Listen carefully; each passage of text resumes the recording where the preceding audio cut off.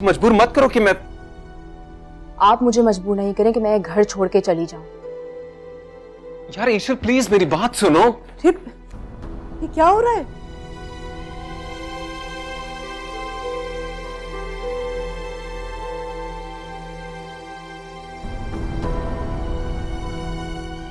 Chavez, Michel, ये क्या हो रहा था? और शावेज ने तुम पे हाथ उठाया? नहीं नहीं पप्पू, बेटा मुझे बताओ कि आखिर बात क्या है? आप बैठे, मैं आपको सारी बात समझाती हूँ। आए बैठे। बताओ मुझे क्या हुआ है? पप्पू कोई बड़ी बात नहीं है पप्पू, बात सिर्फ यह है कि मुझे इस कमरे में वहशत होती है, मुझे इस कमरे में नींद नहीं आती। मैंने बात शावेज को बोली तो वो नाराज हो गए, मेरा हाथ खींचे कमरे में लेके जा रहे थे, मैं अपना हाथ छुड़ा रही थी, बस यही बात है। सच कह रही हो? यही बात है? मैं आपसे झूठ क्यों बोलूंगी, अब चाहे तो शावेज से पूछ लें। तुम्हें उस कमरे में वहशत क्यों हो रही है?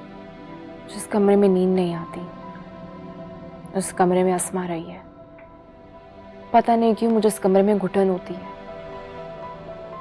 मैं समझ गई। सच बताऊं, जब तक वो औरत इस घर में थी ना, मेरी भी यही कैफियत थी, मुझे भी घुटन महसूस होती थी। बस मुझे ख्याल ही नहीं आया, वरना मैं तुम्हारा कमरा पहले ही तब्दील करवा देती। और शिल बेटा, मैंने शादी की पहली रात तुम्हें बाहर सोते हुए देखा था, और अगर तुम मुझे पहले बता देती ना, तो मैं जब भी तुम्हारा कमरा चेंज करा देती। अब बस मेरी हिम्मत नहीं हुई। हिम्मत नहीं हो रही थी? अरे बेटा, मैं कोई गैर थोड़ी हूँ, पुप्पो हूँ मैं तुम्हारी। और पहले तो तुम अपनी छोटी छोटी सी बात मुझसे शेयर किया करती थी, और अब इतनी बड़ी बात हो गई और तुमने मुझे नहीं बताया। देखो बेटा, मुझे सास कभी मत समझना, हाँ? मैं तुम्हारी वही पुप्पो हूँ बेटा, पहले जैसी। और कुछ भी हो बेटा, तुम मुझसे शेयर करोगी। अब नहीं, आज मैं मैनेज कर लूंगी, कल देख लेंगे।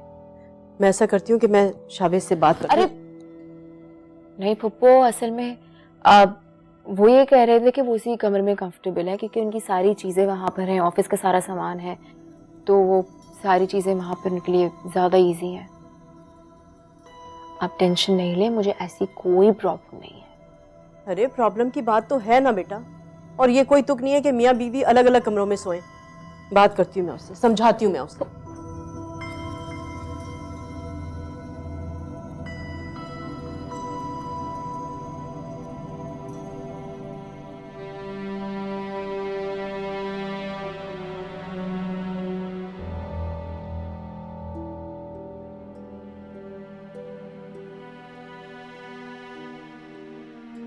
शावेज बेटा, अगर ईशल दूसरे कमरे में सोना चाह रही है तो तुम क्यों रोक रहे हो उसे? उसका दम घुटता है बेटा, उसे वहशत होती है उस कमरे में। और ठीक ही तो कह रही है बेटा, जाहिर है जब वो ये सोचती होगी कि तुम अस्मा के साथ उस कमरे में थे, तो पता नहीं उसके दिल पे क्या बीतती है। हाँ मामा, बस मैं आप लोगों को परेशान नहीं करना चाह रहा था, अगर आप देखते कि वो वहां नहीं है तो। अरे कम से कम मुझे तो बता देते ना।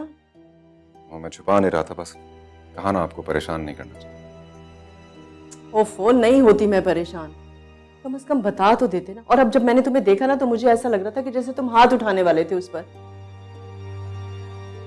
ईशल पर हाथ उठाऊंगा मैं? नहीं, कभी भी ऐसा नहीं हो सकता। मैं ईशल के साथ मैं कभी बुरा सलूक नहीं करूँ।